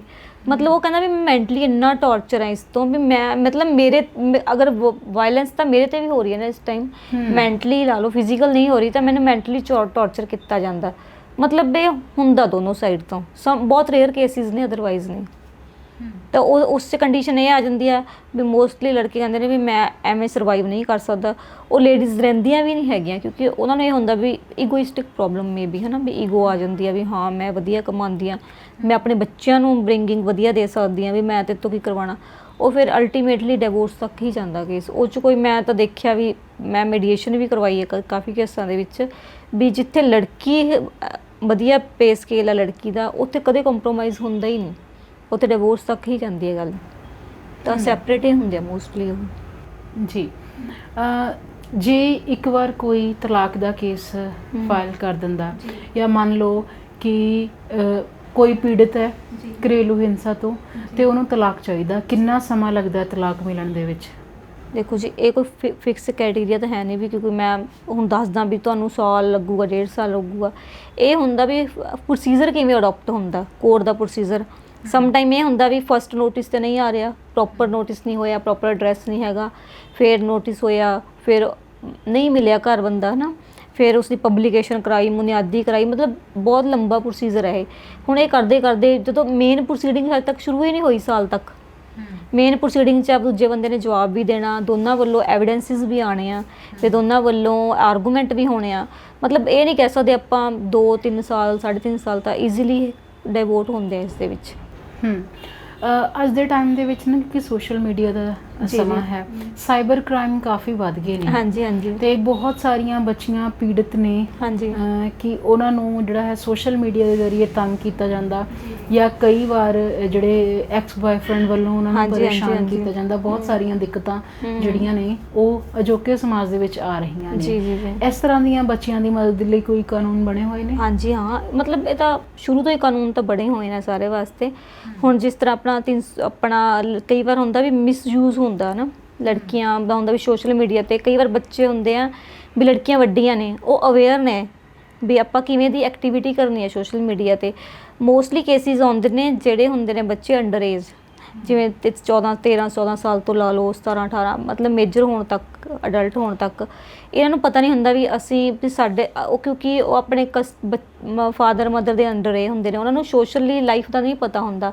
ਤੇ ਅਗਰ ਕੋਈ ਉਸ ਨੂੰ ਅਟਰੈਕਟ ਕਰਦਾ ਜਾਂ ਕੋਈ ਐਵੇਂ ਮਿਸਯੂਜ਼ ਕਰਦਾ, ਤਾਂ ਉਸ ਤੋਂ ਬਾਅਦ ਉਸ ਦੀਆਂ ਜਿਹੜੀਆਂ ਵੀਡੀਓਜ਼ ਆਉਂਦੀਆਂ, ਜਿਵੇਂ ਤੁਸੀਂ ਕਹਿ ਰਹੇ ਹੋ ਮਿਸਯੂਜ਼ ਕੀਤੀਆਂ ਨੇ, ਤਾਂ ਤੁਸੀਂ ਸਾਈਬਰ ਕ੍ਰਾਈਮ ਹੈਗਾ ਉੱਥੇ ਐਪਲੀਕੇਸ਼ਨ ਦੇ ਸਕਦੇ ਹੋ ਸਾਈਬਰ ਕ੍ਰਾਈਮ ਦੇ ਵਿੱਚ। ਤਾਂ ਤੁਹਾਡਾ ਅਗਰ ਤੁਹਾਨੂੰ ਕੋਈ ਮਤਲਬ ਆਪਾਂ ਕਹਿ ਸਕਦੇ ਹਾਂ ਬਲੈਕਮੇਲ ਕਰ ਰਿਹਾ, ਤਾਂ ਤੁਸੀਂ ਐਪਲੀਕੇਸ਼ਨ ਉੱਥੇ ਦੇ ਸਕਦੇ ਹੋ ਸਾਈਬਰ। ਅਦਰਵਾਈਜ਼ CRPC 'ਚ ਵੀ ਪ੍ਰੋਵੀਜ਼ਨ ਹੈਗੀ ਆ, ਬਣੀ ਆਪਣੇ 354 ਦੇ ਵਿੱਚ, ਮੋਡੈਸਟੀ ਆਫ ਦਾ ਵੂਮਨ ਹੈ, ਉਹ 'ਚ ਲਿਖਿਆ ਵਾ ਅਗਰ ਤੁਹਾਨੂੰ ਕੋਈ ਫੋਲੋ ਕਰਦਾ ਜਾਂ ਤੁਹਾਡੀ ਕੋਈ ਵੀਡੀਓਗ੍ਰਾਫੀ ਕਰਦਾ ਜਾਂ ਫਿਰ ਤੁਹਾਨੂੰ ਕੋਈ ਐਵੇਂ ਦੇ ਟੈਕਸਟ ਭੇਜਦਾ ਜਿਹੜੇ ਆਪਣੇ ਸੋਸ਼ਲੀ ਮਤਲਬ ਈਜ਼ੀਲੀ ਲੜਕੀ ਨਹੀਂ ਦੇਖ ਸਕਦੀ ਉਹ ਮੈਸੇਜਿਸ, ਹੈ ਨਾ, ਤਾਂ ਇੱਦਾਂ ਦੀ ਕੋਈ ਹੈਗੀ ਆ ਤਾਂ ਤੁਸੀਂ IPC ਦੇ ਅੰਡਰ ਵੀ FIR ਲੌਂਚ ਕਰਵਾ ਸਕਦੇ ਹੋ। ਜੀ। ਤਾਂ ਜਿਵੇਂ ਛੋਟੀਆਂ ਬੱਚੀਆਂ ਜਿਹੜੀਆਂ ਸਕੂਲਾਂ ਦੇ ਵਿੱਚ ਪੜ੍ਹਦੀਆਂ ਨੇ, ਹੈ ਨਾ, ਤਾਂ ਬਹੁਤ ਤਰ੍ਹਾਂ ਦੀ ਹਿੰਸਾ ਹੈ। ਅਸੀਂ ਸਿਰਫ ਜਿਵੇਂ ਕੁੱਟਮਾਰ ਆ ਉਹਨੂੰ ਹੀ ਨਹੀਂ ਅਸੀਂ ਕਹਿ ਸਕਦੇ, ਉਹ ਬੱਚੀਆਂ ਜਿਵੇਂ ਉਹਨਾਂ ਨੂੰ ਗਲਤ ਨਜ਼ਰ ਦੇ ਨਾਲ ਦੇਖਣਾ। ਹਾਂਜੀ ਹਾਂਜੀ। ਜਿਵੇਂ ਅਸੀਂ ਕਹਿੰਦੇ ਹਾਂ ਕਈ ਵਾਰ ਸਾਨੂੰ ਕੋਈ ਟੀਜ਼ ਕਰਦਾ। ਹਾਂਜੀ ਹਾਂਜੀ। ਤਾਂ ਇਹਨਾਂ ਸਾਰਿਆਂ ਦੇ ਲਈ ਵੀ ਕਾਨੂੰਨੀ ਸਹਾਇਤਾ ਮਿਲ ਸਕਦੀ ਹੈ? ਹਾਂਜੀ, ਉਹੀ ਮੈਂ ਤੁਹਾਨੂੰ ਦੱਸਿਆ 354 ਦੇ ਜਿਹੜੇ ਸਬ ਕਲੌਜ਼ ਬਣੇ ਨੇ A B C D ਤੱਕ, ਇਹਦੇ ਵਿੱਚ ਸਾਰੀਆਂ ਪ੍ਰੋਵੀਜ਼ਨਾਂ ਫੋਲ ਕਰ ਜਾਂਦੀਆਂ ਨੇ। ਇਹਦੇ 'ਚ ਈਵਨ ਇਹ ਵੀ ਬਣੀ ਹੋਈ ਹੈ ਇੱਕ, ਅਗਰ ਤੁਹਾਨੂੰ ਮਤਲਬ ਕੋਈ ਇੰਪ੍ਰੈਸ਼ਨ ਵੀ ਦਿਖਾਉਂਦਾ, ਮਤਲਬ ਆਪਾਂ ਕਹਿ ਰਹੇ ਹਾਂ ਤੁਸੀਂ ਜਿਵੇਂ ਕਹਿੰਦੇ ਹੋ ਵੀ ਟੀਜ਼ ਕਰਦਾ, ਜਾਂ ਫਿਰ ਤੁਸੀਂ ਕਹਿੰਦੇ ਆ ਆਪਾਂ ਨੂੰ ਲੜਕੀਆਂ ਈਜ਼ੀਲੀ ਇਹ ਚੀਜ਼ ਦੇਖਦੀਆਂ ਨੇ ਵੀ ਹਾਂ ਤੁਹਾਨੂੰ ਕੋਈ ਇਸ਼ਾਰਾ ਕਰ ਰਿਹਾ, ਮਤਲਬ ਆਪਾਂ ਨੂੰ ਉਹ ਮਤਲਬ ਗਲਤ ਤਰੀਕੇ ਨਾਲ ਆ, ਤਾਂ ਤੁਸੀਂ ਅਗਰ ਇਹ ਚੀਜ਼ ਵੀ ਮਾਈਨਰ ਚੀਜ਼ ਵੀ ਹੁੰਦੀ ਹੈ ਨਾ, 2012 ਦੇ ਵਿੱਚ ਦਿੱਲੀ ਦੇ ਵਿੱਚ ਹੋਇਆ ਸੀਗਾ, ਨਿਰਭੈ ਕਾਂਡ ਹੋਇਆ ਸੀ, ਉਦੋਂ ਫਿਰ ਅਮੈਂਡਮੈਂਟ ਹੋਈ ਸੀ ਲਾਅ ਦੇ ਵਿੱਚ, 2013 ਦੇ ਵਿੱਚ ਇੰਪਲੀਮੈਂਟ ਹੋਈ ਹੈ। ਇਹ 'ਚ ਬਹੁਤ ਜ਼ਿਆਦਾ ਅਮੈਂਡਮੈਂਟਸ ਹੋਈਆਂ ਨੇ, ਇਹ 'ਚ ਮਾਈਨਰ ਚੀਜ਼ਾਂ ਵੀ ਐਡ ਕੀਤੀਆਂ ਹੋਈਆਂ ਨੇ ਇਹ ਵੀ ਅਗਰ ਤੁਹਾਨੂੰ ਕੋਈ ਇੰਪ੍ਰੈਸ਼ਨ ਵੀ ਦੇ ਰਿਹਾ। ਈਵਨ ਕਈ ਵਾਰ ਸਮ ਟਾਈਮ ਇਹ ਹੁੰਦਾ ਵੀ ਆਪਾਂ ਕਿਤੇ ਚਲ ਜਾਂਦੇ ਹਾਂ, ਮੌਲਸ ਦੇ ਵਿੱਚ ਕਿਤੇ ਵੀ ਜਾਂਦੇ ਹਾਂ, ਅਗਰ ਕੋਈ ਚੇਂਜ ਵਗੈਰਾ ਕਰਦੇ ਹਾਂ, ਜਿਵੇਂ ਆਪਾਂ ਕਹਿੰਦੇ ਆਪਾਂ ਡਰੈਸਿਸ ਪਾ ਕੇ ਦੇਖਦੇ ਹਾਂ ਨਾ, ਚੇਂਜਿੰਗ ਰੂਮ ਹੁੰਦੇ ਆ, ਅਗਰ ਉੱਥੇ ਵੀ ਤੁਹਾਡੀ ਕੋਈ ਵੀਡੀਓਗ੍ਰਾਫੀ ਜਾਂ ਇੱਦਾਂ ਦੀ ਹੋ ਰਹੀ ਆ ਤਾਂ ਵੀ ਤੁਸੀਂ ਕੰਪਲੇਂਟ ਕਰ ਸਕਦੇ ਹੋ। ਇਹ ਸਾਰੀਆਂ ਪ੍ਰੋਵੀਜ਼ਨ 354 ਦੇ ਅੰਡਰ ਹੈ। ਜੀ। ਜੇ ਅਸੀਂ ਘਰੇਲੂ ਹਿੰਸਾ ਦੀ ਗੱਲ ਕਰਦੇ ਹਾਂ ਤਾਂ ਵਿਆਹ ਦੇ ਜਿਹੜੇ ਸਬੰਧ ਨੇ ਉਹਨਾਂ ਦੀ ਅਸੀਂ ਗੱਲ ਕਰ ਲਈ। ਅਜੋਕੇ ਸਮਾਜ ਦੇ ਵਿੱਚ ਲਿਵ ਇਨ ਦੇ ਵਿੱਚ ਵੀ ਜਿਹੜੇ ਨੇ ਉਹ ਜੋੜੇ ਰਹਿ ਰਹੇ ਨੇ, ਤਾਂ ਕੀ ਲਿਵ ਇਨ ਦੇ ਵਿੱਚ ਵੀ ਘਰੇਲੂ ਹਿੰਸਾ ਦੇ ਕੇਸ ਸਾਹਮਣੇ ਆਉਂਦੇ ਨੇ ਜ਼ਰੂਰ, ਕਿ ਉਹਨਾਂ ਨੂੰ ਵੀ ਕਾਨੂੰਨੀ ਸਹਾਇਤਾ ਮਿਲਦੀ ਹੈ? ਹਾਂਜੀ, ਉੱਥੇ ਲਿਖਿਆ ਹੋਇਆ ਵੀ ਐਵਰੀ ਪਰਸਨ, ਜਿਹੜਾ ਆਪਣੀ ਜਿਹੜੀ ਪ੍ਰੋਵੀਜ਼ਨ ਆ ਉਹਦੇ 'ਚ ਲਿਖਿਆ ਵੀ ਜਿਹੜੇ ਰਹਿੰਦੇ ਆ ਲਿਵਿੰਗ ਟੁਗੈਦਰ, ਮੈਰਿਡ ਸਪੈਸੀਫਿਕਲੀ ਤਾਂ ਉਹਨੇ ਮੈਰਿਡ ਕੀਤਾ, ਔਰ ਵੀ ਆ ਜਾਂਦਾ ਉੱਥੇ, ਔਰ ਮਤਲਬ ਅਦਰਵਾਈਜ਼ ਤੁਸੀਂ ਰਹਿ ਰਹੇ ਹੋ ਐਜ਼ ਹਸਬੈਂਡ ਵਾਈਫ ਹੀ ਲੈ ਰਹੇ ਹੋ, ਲਿਵ ਇਨ ਦੇ ਵਿੱਚ ਵੀ ਰਹਿ ਰਹੇ ਹੋ, ਤੁਹਾਡੀ ਮੈਟਰੀਮੋਨੀਅਸ ਟਾਈਜ਼ ਨਹੀਂ ਹੋਈਆਂ, ਬਟ ਤੁਹਾਡਾ ਰਿਲੇਸ਼ਨ ਤਾਂ ਐਜ਼ ਮਤਲਬ ਕਪਲ ਦਾ ਹੈਗਾ, ਤਾਂ ਉੱਥੇ ਤੁਸੀਂ ਈਵਨ ਡੋਮੈਸਟਿਕ ਦਾ ਨਹੀਂ, ਤੁਸੀਂ ਖਰਚੇ ਦਾ ਕੇਸ ਵੀ ਪਾ ਸਕਦੇ ਹੋ ਲਿਵ ਇਨ ਦੇ ਵਿੱਚ। ਅਗਰ ਤੁਸੀਂ ਟਾਈਮਲੀ ਕਾਫੀ ਟਾਈਮ ਅਗਲੇ ਨਾਲ ਰਹੇ ਹੋ ਲਿਵ ਇਨ ਦੇ ਵਿੱਚ, ਤਾਂ ਤੁਹਾਨੂੰ ਹੁਣ ਅਗਲਾ ਕਹਿੰਦਾ ਵੀ ਹਾਂ ਮੈਂ ਮੈਰਿਜ ਨਹੀਂ ਕਰਵਾਉਣੀ ਜਾਂ ਮੈਂ ਤੇਰੇ ਨਾਲ ਕੰਟੀਨਿਊ ਨਹੀਂ ਕਰਨਾ, ਤਾਂ ਤੁਸੀਂ ਆਪਣਾ ਲਿਵ ਇਨ ਦਾ ਮਤਲਬ ਰੈਫਰੈਂਸ ਦੇ ਕੇ ਤੁਸੀਂ ਖਰਚਾ ਵੀ ਲੈ ਸਕਦੇ ਹੋ 125 CRPC ਦੇ ਵਿੱਚ। ਪ੍ਰੋਵੀਜ਼ਨ ਅਵੇਲ ਹੈਗੀ ਆ ਲਿਵ ਇਨ ਦੀਆਂ, ਕਿਉਂਕਿ ਇਹ ਜੋ ਜਿਵੇਂ ਆਪਣਾ ਚੇਂਜ ਹੁੰਦਾ ਹੈ, ਆਪਣਾ ਸਮਾਜ ਚੇਂਜ ਹੁੰਦਾ, ਇੱਦਾਂ ਹੀ ਆਪਣੇ ਲਾਅ ਦੇ ਵਿੱਚ ਅਮੈਂਡਮੈਂਟਸ ਹੋਈ ਜਾ ਰਹੀਆਂ ਨੇ। ਉਹਦੇ 'ਚ ਵਨ ਆਫ ਮਤਲਬ ਲਿਵਿੰਗ ਰਿਲੇਸ਼ਨਸ਼ਿਪ ਦੀ ਹੈਗੀ ਹੈ। ਜੀ। ਕਈ ਵਾਰ ਇਹ ਹੁੰਦਾ ਕਿ ਕੁੜੀਆਂ ਕਹਿ ਦਿੰਦੀਆਂ ਨੇ ਕਿ ਪਰਿਵਾਰ ਦੇ ਵਿੱਚ ਜਿਵੇਂ ਸ਼ੁਰੂ ਤੋਂ ਸਿਖਾਇਆ ਜਾਂਦਾ ਨਾ ਕਿ ਸਹਿਣਸ਼ੀਲਤਾ ਹੋਣੀ ਬਹੁਤ ਹਾਂਜੀ ਜ਼ਰੂਰੀ ਹਾਂਜੀ ਹੈ ਹਾਂਜੀ ਹੈਨਾ। ਜੀ ਇਹ ਮੰਨਿਆ ਹੀ ਜਾਂਦਾ ਭਾਰਤੀ ਸਮਾਜ ਦੇ ਵਿੱਚ ਹਾਂਜੀ, ਤਾਂ ਕਿ ਹਾਂਜੀ, ਜੇ ਔਰਤ ਦੀ ਸਹਿਣਸ਼ੀਲਤਾ ਖਤਮ ਹੋ ਗਈ ਤਾਂ ਘਰ ਟੁੱਟ ਜਾਏਗਾ। ਜੀ ਜੀ ਜੀ ਤਾਂ ਉਹ ਬਹੁਤ ਕੁਝ ਬਰਦਾਸ਼ਤ ਕਰੀ ਜਾਂਦੀਆਂ ਨੇ। ਹਾਂਜੀ ਹਾਂਜੀ ਅਜਿਹੀਆਂ ਕੁੜੀਆਂ ਨੂੰ ਉਹਨਾਂ ਦੇ ਮਾਪਿਆਂ ਨੂੰ ਤੁਸੀਂ ਕੀ ਕਹਿਣਾ ਚਾਹੋਗੇ? ਨਹੀਂ, ਮਾਪਿਆਂ ਨੂੰ ਤਾਂ ਮੈਂ ਇਹੀ ਕਹਿਣਾ ਚਾਹਾਂਗੀ, ਬੱਚੇ ਤੁਹਾਡੇ ਐਜੂਕੇਟਡ ਨੇ, ਠੀਕ ਆ। ਤੁਸੀਂ ਪ੍ਰੈਫਰੈਂਸ ਤਾਂ ਦਿੰਦੇ ਹੋ ਵੀ ਸਾਡੀ ਲੜਕੀ ਵਧੀਆ ਐਜੂਕੇਸ਼ਨ ਹੋਵੇ, ਮੋਸਟਲੀ ਹੁੰਦਾ ਫਸਟ ਡਿਵੀਜ਼ਨ ਆਵੇ ਹੈ ਨਾ, ਅਤੇ ਵਧੀਆ ਤੋਂ ਵਧੀਆ ਐਜੂਕੇਸ਼ਨ ਹੋਵੇ। ਅਸੀਂ ਦੱਸੀਏ ਵੀ ਸਾਡਾ ਬੱਚਾ ਇੰਨਾ ਪੜ੍ਹਿਆ। ਜਦ ਇੱਕ ਬੱਚੇ ਨੂੰ ਤੁਸੀਂ ਇੰਨਾ ਜ਼ਿਆਦਾ ਪੜ੍ਹਾ ਰਹੇ ਹੋ, ਐਜੂਕੇਸ਼ਨ ਦੇ ਰਹੇ ਹੋ, ਫਿਰ ਤੁਸੀਂ ਉਹਨਾਂ ਨੂੰ ਆਪਣੇ ਰਾਈਟ ਕਿਉਂ ਨਹੀਂ ਦੱਸਦੇ? ਰਾਈਟ ਤਾਂ ਹੈ ਨਾ ਬੱਚੇ ਦੇ, ਇਕੁਅਲੀ ਰਾਈਟ ਨੇ। ਜਿਵੇਂ ਤੁਹਾਡਾ ਬੇਟਾ ਰਹਿ ਰਿਹਾ ਉਵੇਂ ਬੇਟੀ ਨੂੰ ਰਹਿਣਾ ਸਿਖਾਓ। ਇਹ ਨਹੀਂ ਹੈਗਾ ਵੀ ਆਪਾਂ ਕਹਦੇ ਵੀ ਜਾ ਕੇ ਤੁਸੀਂ ਜਾ ਕੇ ਲੜ ਪਓ ਵੀ ਤੁਹਾਡੇ ਰਾਈਟ ਨੇ ਜੀ, ਤੁਸੀਂ ਹਰੇਕ ਰਾਈਟ ਜਾ ਕੇ ਲੜ ਪਓ। ਹਾਂ, ਇਹ ਹੈਗਾ ਵੀ ਤੁਸੀਂ ਨਵੇਂ ਘਰ 'ਚ ਜਾ ਕੇ ਥੋੜ੍ਹਾ ਜਿਹਾ ਸੈੱਟ ਹੋਣਾ, ਸਟੈਬਲਿਸ਼ ਹੋਣਾ ਥੋੜ੍ਹਾ ਔਖਾ ਹੈ, ਕਿਉਂਕਿ ਉਹਨਾਂ ਦੇ ਸਾਰੇ ਰਹਿਣਾ ਖਾਣਾ ਪੀਣਾ ਅਲੱਗ ਹੁੰਦਾ। ਥੋੜ੍ਹਾ ਟਾਈਮ ਦੇ ਸਕਦੇ ਹਾਂ ਵੀ ਹਾਂ ਆਪਾਂ ਉਹਨਾਂ ਅਕੋਰਡਿੰਗ ਐਡਜਸਟ ਹੋ ਜਾਈਏ, ਬਟ ਇਹ ਨਹੀਂ ਹੈਗਾ ਵੀ ਹਾਂ ਤੁਹਾਨੂੰ ਕੋਈ ਵੀ ਤੁਸੀਂ ਐਨੀਮਲ ਉਹਦੇ ਵਾਂਗੂ ਟਰੀਟ ਕਰੋ ਵੀ ਜਿਵੇਂ ਤੁਹਾਨੂੰ ਫੋਰਸ ਕਰਿਆ ਜਾਂਦਾ, ਇੱਦਾਂ ਹੀ ਰਹਿਣਾ, ਇੱਦਾਂ ਹੀ ਖਾਣਾ, ਇਹੀ ਖਾਣਾ ਜੋ ਸਾਡੇ ਅਕੋਰਡਿੰਗ ਖਾਣਾ। ਅਤੇ ਸਮ ਟਾਈਮ ਇਹ ਵੀ ਹੋ ਜਾਂਦਾ ਵੀ ਤੁਸੀਂ ਨੇ ਆਪਣਾ ਸਾਡੀ ਫੈਮਿਲੀ ਤੋਂ ਇਲਾਵਾ ਕਿਸੇ ਹੋਰ ਨਾਲ ਕਨੈਕਸ਼ਨ ਨਹੀਂ ਰੱਖਣਾ, ਈਵਨ ਤੁਹਾਡੇ ਪੇਰੈਂਟਸ ਨਾਲ ਨਹੀਂ ਰੱਖਣਾ ਹੈ ਨਾ। ਮਤਲਬ ਇਹ ਤਾਂ ਤੁਹਾਨੂੰ ਇੱਕ ਤਰ੍ਹਾਂ ਦਾ, ਜਿਸ ਤਰ੍ਹਾਂ ਆਪਾਂ ਕੋਈ ਪੈਟ ਲਿਆਉਂਦੇ ਹਾਂ, ਉਹੀ ਗੱਲ ਹੋ ਗਈ ਤੁਹਾਡੇ ਵਾਲੀ ਹੈ ਨਾ, ਪੈਟ ਵਾਂਗੂ ਟਰੀਟ ਕਰਿਆ ਵੀ ਹਾਂ ਸਾਡੇ ਘਰ ਤੱਕ ਬਾਉਂਡ ਰਹਿਣਾ, ਸਾਡੇ ਤੱਕ ਕੇ ਲਾਇਲ ਰਹਿਣਾ, ਸਾਡੇ ਤੱਕ ਕੇ ਤੁਹਾਡੀ ਓਨੈਸਟੀ ਆ, ਬਾਹਰ ਸਾਰੇ ਲਿੰਕਸ ਤੋੜ ਦਿਓ। ਮਤਲਬ ਕੀ ਤੁਸੀਂ ਇੱਕ ਇਨਸਾਨ ਨੂੰ ਐਵੇਂ ਤੁਸੀਂ ਕਿਸੇ ਬਾਉਂਡਰੀ 'ਚ ਕਿਵੇਂ ਰੱਖ ਸਕਦੇ ਹੋ? ਉਹ ਵੀ ਮਤਲਬ ਇਨਸਾਨ ਹੈ ਅੱਗੇ। ਈਵਨ ਕਿ ਜਨਰੇਸ਼ਨ ਤਾਂ ਫੀਮੇਲ ਤੋਂ ਹੀ ਜ਼ਿਆਦਾ ਹੋਣੀ ਹੈ ਨਾ, ਅੱਗੇ ਵਧਣੀ ਆ, ਉਹਨੇ ਬੱਚੇ ਨੂੰ ਬਰਥ ਦੇਣਾ। ਅਗਰ ਤੁਸੀਂ ਉਹਦੀਆਂ ਬਾਉਂਡਰੀਜ਼ ਲਿਮਿਟ ਕਰਤੀਆਂ ਤਾਂ ਆਪਣੇ ਬੱਚਿਆਂ ਨੂੰ ਵਧੀਆ ਕਿਵੇਂ ਬਰਿੰਗਿੰਗ ਦੇਗੀ? ਬੱਚਿਆਂ ਨੂੰ ਕਿਵੇਂ ਉਹ ਡਿਵੈਲਪ ਕਰਕੇ ਬੱਚਿਆਂ ਨੂੰ ਕੀ ਸਿਖਾਏਗੀ?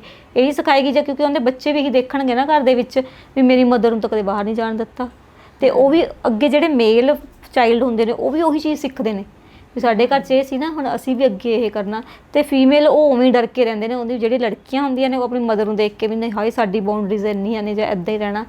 ਮਤਲਬ ਇਹ ਹੈਗਾ ਆਪਣਾ ਜਿੱਥੇ ਤਾਂ ਡਿਵੈਲਪਮੈਂਟ ਆ ਬਹੁਤ ਜ਼ਿਆਦਾ ਵੱਡੇ ਸ਼ਹਿਰਾਂ ਦੇ ਵਿੱਚ, ਉੱਥੇ ਨਹੀਂ ਹੈਗਾ। ਜਿੱਥੇ ਤੁਸੀਂ ਬੈਕਗਰਾਊਂਡ ਆਪਾਂ ਕਹਿੰਦੇ ਬੈਕਵਰਡ ਇਲਾਕੇ ਆਉਂਦੇ ਨੇ, ਉੱਥੇ ਹਜੇ ਵੀ ਚੱਲ ਰਿਹਾ ਹੈ ਕਿ ਇਸ ਤਰੱਕੀ ਕਿਉਂ ਨਹੀਂ ਕਰ ਪਾ ਰਹੀਆਂ ਲੜਕੀਆਂ, ਅੱਗੇ ਕਿਉਂ ਨਹੀਂ ਆ ਰਹੀਆਂ? ਜਦੋਂ ਵੀ ਕਿਸੇ ਦਾ ਸਟੱਡੀ ਦਾ ਰਿਜ਼ਲਟ ਆਉਂਦਾ, ਜੇ ਤੁਸੀਂ 10th ਲਾ ਲਓ, +2 ਲਾ ਲਓ, CBSE ਲਾ ਲਓ, ਅਦਰਵਾਈਜ਼ ਹੋਰ ਕੰਪੀਟੇਟਿਵ ਐਗਜ਼ਾਮ ਲਾਓ, ਲੜਕੀਆਂ ਦੀ ਪਰਸੈਂਟੇਜ ਲੜਕੀਆਂ ਨਾਲ ਜ਼ਿਆਦਾ ਹੈ। ਇੰਨੀਆਂ ਇੰਟੈਲੀਜੈਂਟ ਨੇ, ਸਿਰਫ ਆਪਣੇ ਸੁਸਾਇਟੀ ਆਪਣੇ ਸਮਾਜ ਦੀਆਂ ਜਿਹੜੀਆਂ ਰੀਤੀ ਰਿਵਾਜ ਚੱਲ ਰਹੇ ਨੇ ਪੁਰਾਣੇ ਨੈਰੋ ਮਾਈਂਡਡ ਨੇ, ਉਹਨਾਂ ਕਰਕੇ ਲੜਕੀਆਂ ਬੰਦਿਸ਼ 'ਚ ਰਹਿੰਦੀਆਂ ਨੇ। ਨਹੀਂ ਤਾਂ ਮਤਲਬ ਡਿਵੈਲਪਮੈਂਟ ਆ ਤਾਂ ਲੜਕੀਆਂ ਨੂੰ ਇਕੁਅਲ ਰਾਈਟ ਆ, ਤਾਂ ਆਪਾਂ ਡਿਵੈਲਪ ਇਸ ਕਰਕੇ ਨਹੀਂ ਹੋ ਪਾ ਰਹੀਆਂ ਲੜਕੀਆਂ, ਕਿਉਂਕਿ ਉਹਨਾਂ ਦੇ ਪੇਰੈਂਟਸ ਉਹਨਾਂ ਨੂੰ ਡਰਾ ਕੇ ਹੀ ਰੱਖਦੇ ਨੇ ਪਹਿਲਾਂ, ਜੇ ਉਹਨਾਂ ਨੂੰ ਦੱਸਣ ਵੀ ਹਾਂ ਵੀ ਤੁਹਾਡੇ ਰਾਈਟ ਨੇ, ਰਾਈਟ ਦੇ ਅਕੋਰਡਿੰਗ ਚੱਲੋ, ਕਿਸ ਤੋਂ ਡਰਨ ਦੀ ਲੋੜ ਨਹੀਂ, ਠੀਕ ਹੈ, ਤੁਹਾਨੂੰ ਐਜੂਕੇਸ਼ਨ ਵਧੀਆ, ਤੁਸੀਂ ਮੁੰਡਿਆਂ ਵਾਂਗੂ ਰਹੋ। ਜੇ ਤੁਸੀਂ ਇਹ ਸੁਸਾਇਟੀ ਜੇ ਹੋ ਜੇ ਤਾਂ ਆਪਣੀ ਸੁਸਾਇਟੀ ਤਾਂ ਬਿਲਕੁਲ ਹੀ ਚੇਂਜ ਹੋ ਜੇ ਇਹ ਰੂਲਸ ਹੋਣ ਲੱਗ ਜਾਣ। ਮੈਮ ਜਿਵੇਂ ਤੁਸੀਂ ਕਿਹਾ ਕਿ ਕੁੜੀਆਂ ਨੂੰ ਸਹੁਰੇ ਘਰ ਤੋਂ ਨਹੀਂ ਕੱਢਿਆ ਜਾ ਸਕਦਾ, ਕਈ ਵਾਰ ਕੀ ਹੁੰਦਾ ਕਿ ਉੱਥੇ ਸਥਿਤੀ ਇੰਨੀ ਬਦ ਤੋਂ ਬੱਤਰ ਹੋ ਜਾਂਦੀ ਹੈ ਕਿ ਕੁੜੀਆਂ ਲਈ ਰਹਿਣਾ ਔਖਾ ਹੋ ਜਾਂਦਾ, ਅਤੇ ਉਹ ਆਪਣੇ ਬੱਚੇ ਲੈ ਕੇ ਪੇਕੇ ਪਰਿਵਾਰ ਦੇ ਵਿੱਚ ਆ ਜਾਂਦੀਆਂ ਹੈ ਨਾ। ਕਈ ਵਾਰ ਮਾਂ ਪਿਓ ਜਦੋਂ ਨਹੀਂ ਹੁੰਦੇ, ਭਰਾ ਭਰਜਾਈਆਂ ਅੱਗੇ ਹੁੰਦੇ ਨੇ, ਜਾਂ ਕਈ ਵਾਰ ਮਾਂ ਪਿਓ ਵੀ ਹੁੰਦੇ ਨੇ ਪਰ ਉਹ ਉਹਨਾਂ ਨੂੰ ਉੱਥੇ ਵੀ ਨਹੀਂ ਰਹਿਣ ਦਿੰਦੇ। ਜਿਵੇਂ ਤੁਸੀਂ ਦੱਸਿਆ ਕਿ ਸਹੁਰੇ ਪਰਿਵਾਰ ਤੋਂ ਨਹੀਂ ਕੱਢਿਆ ਜਾ ਸਕਦਾ, ਪਿਤਾ ਪੁਰਖੀ ਜਾਇਦਾਦ 'ਤੇ ਕੁੜੀਆਂ ਦਾ ਵੀ ਹੱਕ ਹੈ। ਕੀ ਇਸ ਤਰ੍ਹਾਂ ਦਾ ਵੀ ਕਾਨੂੰਨ ਹੈ ਕਿ ਉਹਨਾਂ ਨੂੰ ਪੇਕੇ ਘਰ ਤੋਂ ਨਹੀਂ ਕੱਢਿਆ ਜਾ ਸਕਦਾ? ਨਹੀਂ, ਪੇਕੇ ਘਰ 'ਚ ਤਾਂ ਉਸਦਾ ਰਾਈਟ ਹੈਗਾ ਹੀ ਆ, ਬਟ ਆਪਾਂ ਬਾਏ ਲਾਅ ਮਤਲਬ ਆਪਾਂ ਐਵੇਂ ਦੀ ਕੋਈ ਪਟੀਸ਼ਨ ਨਹੀਂ ਦਾਇਰ ਕਰ ਸਕਦੇ, ਕਿਉਂਕਿ ਇਕੁਅਲ ਰਾਈਟ ਹੈ ਉਹਦੀ ਪ੍ਰੋਪਰਟੀ ਦੇ ਵਿੱਚ ਵੀ ਹਾਂ ਤੁਸੀਂ ਬਾਏ ਫੋਰਸ ਰਹਿ ਸਕਦੇ ਹੋ। ਜਦੋਂ ਤੁਹਾਡੀ ਮੈਰਿਜ ਹੋ ਗਈ, ਤੁਹਾਨੂੰ ਮੈਂ ਦੱਸਿਆ ਵੀ ਟਰਾਂਸਫਰ ਹੋ ਗਏ ਰਾਈਟਸ ਹਸਬੈਂਡਸ ਦੇ ਸਾਰੇ, ਠੀਕ ਹੈ, ਤਾਂ ਤੁਸੀਂ ਇਹ ਕਰ ਸਕਦੇ ਹੋ ਵੀ ਅਗਰ ਤੁਸੀਂ ਉੱਥੇ ਵੀ ਨਹੀਂ ਰਹਿ ਸਕਦੇ, ਤੁਸੀਂ ਆਪਣੀ ਪ੍ਰੋਪਰਟੀ ਵਾਸਤੇ ਕੇਸ ਜ਼ਰੂਰ ਫਾਈਲ ਕਰ ਸਕਦੇ ਹੋ ਵੀ I am the equal share ਹੈ ਨਾ ਆਫ ਦੈਟ ਪ੍ਰੋਪਰਟੀ, ਤਾਂ ਤੁਸੀਂ ਕੇਸ ਜ਼ਰੂਰ ਫਾਈਲ ਕਰ ਸਕਦੇ ਹੋ, ਆਪਣਾ ਰਾਈਟ ਲੈ ਸਕਦੇ ਹੋ। ਫਿਰ ਤੁਸੀਂ ਰੈਂਟਡ ਅਕੋਮੋਡੇਸ਼ਨ 'ਤੇ ਜਾ ਸਕਦੇ ਹੋ as per domestic violence act, ਵੀ ਇਹ ਨਹੀਂ ਹੈਗਾ ਵੀ ਤੁਸੀਂ ਉੱਥੇ ਰਹਿਣਾ ਹੀ ਰਹਿਣਾ। ਅਗਰ ਤੁਹਾਨੂੰ ਉੱਥੇ ਬਾਈ ਫੋਰਸ ਕੱਢਤਾ, ਜਦ ਤੁਸੀਂ ਕਹਿ ਰਹੇ ਹੋ ਵੀ ਬੱਤਰ ਇੰਨੀ ਹੋ ਗਈ ਹਾਲਾਤ ਵੀ ਮੈਂ ਉੱਥੇ ਸਰਵਾਈਵ ਨਹੀਂ ਕਰ ਸਕਦੀ, ਮੈਂ ਤਾਂ ਇੱਥੋਂ ਹਿੱਲਣਾ, ਇੱਥੋਂ ਨਿਕਲਣਾ ਬੱਚੇ ਲੈ ਕੇ, ਤਾਂ ਤੁਸੀਂ ਜਿਹੜਾ ਕੇਸ ਪਊਗਾ ਡੋਮੈਸਟਿਕ ਵਾਇਲੈਂਸ ਦਾ, ਉਹਦੇ ਵਿੱਚ ਤੁਸੀਂ ਇੱਕ ਐਪਲੀਕੇਸ਼ਨ ਜਾਂਦੀ ਹੈ ਵੀ ਮੈਂ ਰੈਂਟਡ ਅਕੋਮੋਡੇਸ਼ਨ 'ਤੇ ਰਹਿੰਦੀ ਹਾਂ, ਠੀਕ ਹੈ, ਵੀ ਮੈਨੂੰ ਜਿਹੜਾ ਰੈਂਟਡ ਅਮਾਊਂਟ ਆ ਉਹ ਪੇ ਕੀਤੀ ਜਾਵੇ, ਤਾਂ ਉਹਦੇ ਅਕੋਰਡਿੰਗ ਤੁਹਾਨੂੰ ਜਿੰਨਾ ਤੁਹਾਡਾ ਖਰਚਾ ਹੈ ਰੈਂਟ ਦਾ ਉਹ ਤੁਹਾਡਾ ਪੇ ਕਰਵਾਇਆ ਜਾਏਗਾ ਕੋਰਟ ਦੇ ਵਿੱਚੋਂ ਐਜ਼ ਪਰ ਐਪਲੀਕੇਸ਼ਨ। ਜੀ ਮੈਮ, ਤੁਸੀਂ ਬਹੁਤ ਸਾਰੀ ਕਾਨੂੰਨੀ ਜਿਹੜੇ ਦਾ ਪੇਚ ਨੇ ਉਹ ਸਾਨੂੰ ਇਸ ਐਪੀਸੋਡ ਦੇ ਵਿੱਚ ਦੱਸੇ। ਮੈਨੂੰ ਉਮੀਦ ਹੈ ਕਿ ਜ਼ਰੂਰ ਸਾਡੀਆਂ ਭੈਣਾਂ ਨੂੰ ਜ਼ਰੂਰ ਤੁਹਾਡੇ ਇਸ ਪ੍ਰੋਗਰਾਮ ਨੂੰ ਦੇਖ ਕੇ ਉਹ ਜ਼ਰੂਰ ਜਿਹੜਾ ਹੈ ਜੇ ਕਿਸੇ ਸਮੱਸਿਆ ਤੋਂ ਪੀੜਿਤ ਨੇ ਤਾਂ ਜ਼ਰੂਰ ਉਹ ਫਾਇਦਾ ਲੈਣਗੀਆਂ। ਜੀ ਜੀ। ਅਖੀਰ ਤੁਸੀਂ ਕੀ ਕਹਿਣਾ ਚਾਹੋਗੇ? ਮੈਂ ਤਾਂ ਸਾਰਿਆਂ ਨੂੰ ਇਹੀ ਕਹਿਣਾ ਚਾਹਾਂਗੀ ਵੀ ਕੋਰਟ 'ਚ ਆਉਣ ਨਾਲੋਂ, ਸਫ਼ਰ ਕਰਨ ਨਾਲੋਂ ਆਪਣੇ ਰਾਈਟ ਵਾਸਤੇ ਖੜੇ ਹੋ। ਆਪਣਾ ਸਭ ਤੋਂ ਪਹਿਲਾਂ ਤਾਂ ਲਾਅ ਬਣਨ ਤੋਂ ਪਹਿਲਾਂ ਹੀ ਕੌਨਸਟੀਟਿਊਸ਼ਨ ਬਣਿਆ ਹੋਇਆ, ਆਪਾਂ ਕਹਿੰਦੇ equality before law. Equality before law ਦਾ ਮਤਲਬ ਇਹੀ ਹੈ ਵੀ ਤੁਸੀਂ ਇਕੁਅਲੀ ਰਹਿਣਾ, ਇਕੁਅਲੀ ਟਰੀਟ ਕਰਨਾ। ਅਗਰ ਤੁਸੀਂ ਜੁਰਮ ਹੋਣ ਦਿਓਗੇ ਤਾਂ ਜੁਰਮ ਵਧੇਗਾ। ਆਪਣੇ ਰਾਈਟ ਵਾਸਤੇ ਪਹਿਲਾਂ ਆਪ ਖੜਨਾ ਪੈਂਦਾ, ਫਿਰ ਕਹਿੰਦੇ ਨੇ ਹੁੰਦੇ ਆਪਾਂ ਕਿਸੇ ਵਾਸਤੇ ਤਾਂ ਖੜਾਂਗੇ ਜੇ ਤੁਸੀਂ ਆਪਣੇ ਵਾਸਤੇ ਖੜ ਸਕਦੇ ਹੋ। ਇਹ ਚੀਜ਼ਾਂ ਖਤਮ ਕਰਨ ਵਾਸਤੇ ਤੁਹਾਨੂੰ ਅੱਗੇ ਆਪ ਆਉਣਾ ਪੈਣਾ, ਤਾਂ ਹੀ ਲਿਟੀਗੇਸ਼ਨ ਖਤਮ ਹੋਏਗੀ, ਤਾਂ ਹੀ ਡੋਮੈਸਟਿਕ ਵਾਇਲੈਂਸ ਖਤਮ ਹੋਏਗੀ। ਮਤਲਬ ਜਿਹੜਾ ਇਹ ਸਿਸਟਮ ਹੈ ਖੁਦ ਤੁਸੀਂ ਰੋਕੋਗੇ ਤਾਂ ਰੁਕੇਗਾ, ਅਦਰਵਾਈਜ਼ ਨਹੀਂ। ਬਸ ਮੇਰਾ ਸਭ ਨੂੰ ਇਹੀ ਮੈਸੇਜ ਹੈ, ਬੀਇੰਗ ਅ ਗਰਲ, ਕਿਉਂਕਿ ਅਸੀਂ ਆਪ ਖੁਦ ਇੰਨੇ ਸਟਰੋਂਗ ਆ, ਸਾਰਿਆਂ ਨੂੰ ਕਹਿੰਦੇ ਸਟਰੋਂਗ ਬਣੋ, ਆਪਣੇ ਵਾਸਤੇ ਫਾਈਟ ਕਰੋ ਤੇ ਸੁਸਾਇਟੀ 'ਚ ਵਧੀਆ ਤਰੀਕੇ ਨਾਲ ਰਹੋ। ਵੀ ਤੁਹਾਨੂੰ ਕੋਈ ਕਹਿ ਸਕੇ ਵੀ ਹਾਂ ਇਹ ਲੜਕੀ ਹੈ ਤਾਂ ਇੱਕ ਵੀ ਤੁਹਾਡੇ ਇੱਕ ਵਧੀਆ ਰੈਪੂਟੇਸ਼ਨ ਰਹੇ, ਤੁਹਾਡਾ ਇੱਕ ਰੋਬ ਰਹੇ ਵੀ ਹਾਂ ਠੀਕ ਹੈ ਵੀ ਆਪਣੇ ਰਾਈਟ ਵਾਸਤੇ ਖੜੀ ਹੈ ਇਹ। ਤੁਹਾਡੇ ਨਾਲ 10 ਲੜਕੀਆਂ ਹੋਰ ਜੁੜਨ ਤੁਹਾਨੂੰ ਦੇਖ ਕੇ ਵੀ ਹਾਂ ਵੀ ਇਸਨੇ ਇੰਨਾ ਕੁਝ ਕਰਿਆ ਤਾਂ ਮੈਂ ਵੀ ਇਹਦੇ ਵਾਂਗੂ ਬਣਾ। ਇੰਸਪੀਰੇਸ਼ਨ ਬਣੋ ਕਿਸੇ ਦੀ, ਤੁਸੀਂ ਇੰਸਪਾਇਰ ਕਰੋ। ਆਪਣੇ ਆਪ ਲਈ ਖੜੇ ਹੋਣਾ ਬਹੁਤ ਜ਼ਰੂਰੀ ਹੈ। ਬੋਲਡ ਹੋਣਾ ਬਹੁਤ ਜ਼ਰੂਰੀ ਹੈ। ਬੋਲਡ ਹੋਣਾ ਅੱਜ ਦੀ ਸੁਸਾਇਟੀ 'ਚ ਸਪੈਸ਼ਲ, ਕਿਉਂਕਿ ਪਹਿਲਾਂ ਹੁੰਦਾ ਸੀ ਨਾ, ਪਹਿਲਾਂ ਤਾਂ ਇੱਕ ਟ੍ਰੈਡੀਸ਼ਨ ਸੀ, ਅੱਜ ਤੋਂ ਮਦਰ ਦੇ ਟਾਈਮ ਆਪਣਾ ਇੱਕ ਟ੍ਰੈਡੀਸ਼ਨ ਚੱਲਦਾ ਹੁੰਦਾ ਸੀ ਵੀ ਲੜਕੀਆਂ ਦੀ ਮੈਰਿਜ ਹੋ ਗਈ, ਉਹਨੇ ਸਹੁਰੇ ਘਰ ਰਹਿਣਾ, ਬੱਚੇ ਪਾਲਣੇ, ਦੈਟਸ ਆਲ।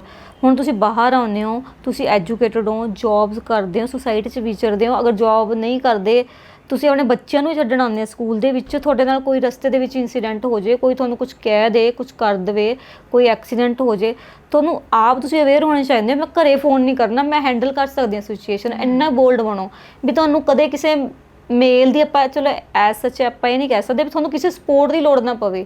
ਤੁਸੀਂ ਆਪਣੇ ਆਪ ਨੂੰ ਇੰਨਾ ਸਟਰੋਂਗ ਬਣਾਓ ਵੀ ਤੁਸੀਂ ਹਰੇਕ ਫੀਲਡ ਦੇ ਵਿੱਚ ਆਪਣਾ ਕਿਸੇ ਵੀ ਪ੍ਰੋਬਲਮ ਨੂੰ ਜਾਂ ਫੀਲਡ ਦੇ ਵਿੱਚ ਤੁਸੀਂ ਆਪਣੇ ਆਪ ਸੋਲਵ ਕਰੋ। ਜੀ ਮੈਮ, ਤੁਸੀਂ ਆਪਣਾ ਬਹੁਤ ਕੀਮਤੀ ਸਮਾਂ ਸਾਨੂੰ ਦਿੱਤਾ, ਤੁਹਾਡਾ ਬਹੁਤ ਬਹੁਤ ਧੰਨਵਾਦ। ਥੈਂਕ ਯੂ ਜੀ, ਥੈਂਕ ਯੂ ਸੋ ਮਚ। ਸੋ ਭੈਣੋ, ਹੁਣੇ ਅਸੀਂ ਐਡਵੋਕੇਟ ਗੁਰਕੀਰਤ ਕੌਰ ਹੋਰਾਂ ਨਾਲ ਗੱਲਬਾਤ ਸੁਣੀ। ਮੈਨੂੰ ਉਮੀਦ ਹੈ ਕਿ ਤੁਸੀਂ ਇਸ ਗੱਲਬਾਤ ਤੋਂ ਜ਼ਰੂਰ ਕੁਝ ਨਾ ਕੁਝ ਸਿੱਖੋਗੇ ਤੇ ਆਪਣੇ ਹੱਕਾਂ ਲਈ ਖੜਨਾ ਸਿੱਖੋਗੇ। ਇਹ ਬਹੁਤ ਜ਼ਰੂਰੀ ਹੈ। ਇਸ ਦੇ ਨਾਲ ਹੀ ਅੱਜ ਦਾ ਪ੍ਰੋਗਰਾਮ ਖਤਮ ਕਰਨ ਦੀ ਦਿਓ ਇਜਾਜ਼ਤ।